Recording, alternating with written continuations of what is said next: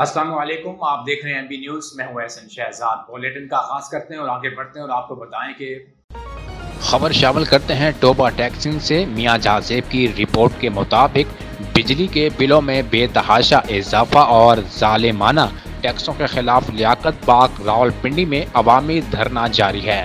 पंजाब हुकूमत की तमाम तर फासियत, जुल्म, जबर, रुकावटें, गिरफ्तारियां हमारा रास्ता नहीं रोक सकती।